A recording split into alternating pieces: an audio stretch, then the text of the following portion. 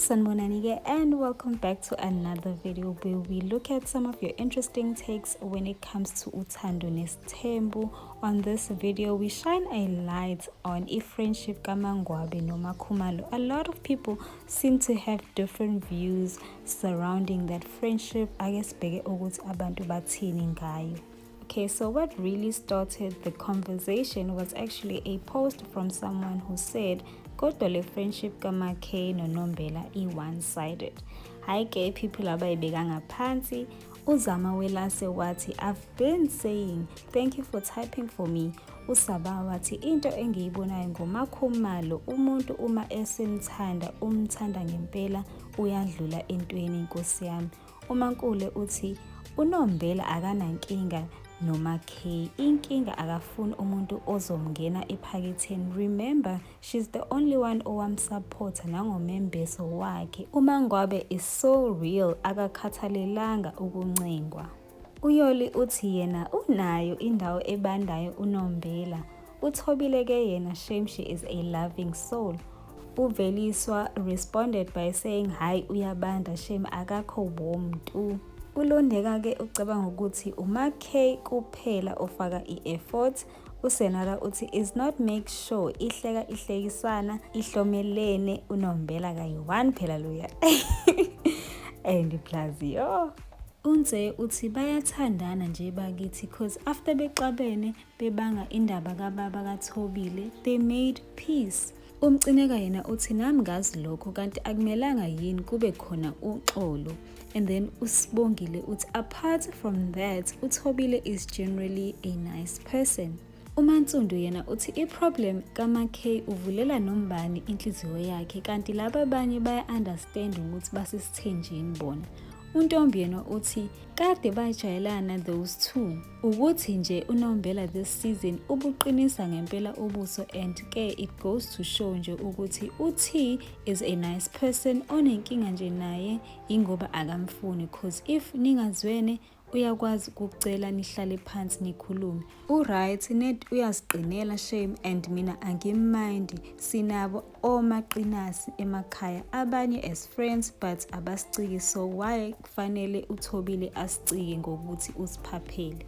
Mina nje ngicabanga ukuthi friendship yabo bakithi isi-evolvile at this point ba right compared to where they started. I'm sure ngesikhathi bengena kulesi sithembu they were hoping to build this strong sisterhood but ke niyazi ke mekukhona indoda phakathi kuba khona inkinga. Sibonile uMakhumalo taking the stance yokuthi yena nje uzoseka indoda yakhe no matter what ngisho i-wrong she's gonna be by his side, which automatically isolated her from the other wives.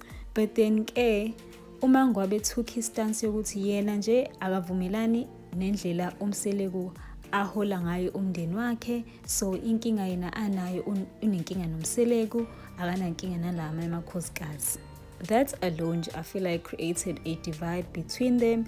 And then to make matters worse was the fact that uMakhumalo started to insert herself between uMangwabe nomseleku, trying to convince uMangwabe to be more submissive, to sleep with the husband, and choosing to not understand uMangwabe as to why she was doing what she was doing.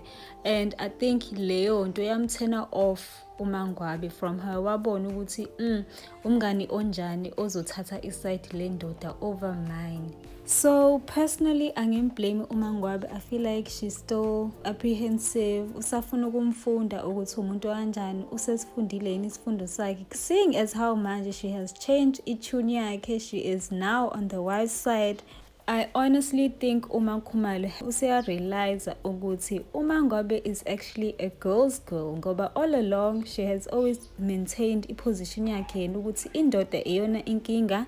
She even supported uMakhumalo kumembeso wakhe even though the other wives were like no wasi. So I do feel like uMakhumalo has a lot to do to earn i-trust kaMangwabe. uMakhumalo nje kumele kube uyena shame ophansi phezulu making the effort kakhulu kunoMangwabe because uMangwabe yena akazashintsha. uGugu yena uthi bazwana ngegama laShibase. uThobile wayeseyichomi kamamkhulu wamphoxa wangeza kumembeso wakhe. Wagijima waya kuNombela nakhona eyokhuluma ngoMayeni njengoba ephinde wakwenza na this season.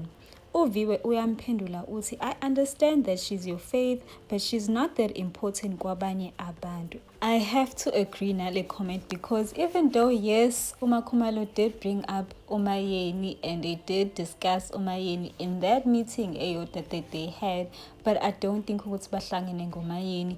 They've always been friends and nanokuthi ke kusizile ukuthi uMakhumalo ashintshe indlela abuka ngayo izinto. I think that brought them closer ukuthi now uMakhumalo uya-understand ukuthi where the other wives are coming from mabelwa noMseleku. uZanele yena uthi bazwana bengazwani, bukhona ubugwala omunye uyibhuli kakhulu, omunye uncenga ukuthanda ngomunye, sebekhohle ukuthi bebelwa bodwa ngendaba kamkhulu driver, manje sebedudana ngothando olubhedayo. I disagree guys, I disagree. uKaloria yena uthi what I have realized with uMakay is that when she loves for real and bayamhetha shame, and sometimes I wish she was a friend with uShibase, she would be in peace. So manje wamusha ngokuba intombi yesigubhu. I disagree guys, gang. I disagree so much with this comment because I feel like uShibase could never be a friend, could never love or care for someone ashera naye indoda. I disagree. uShibase unesikhwele guys.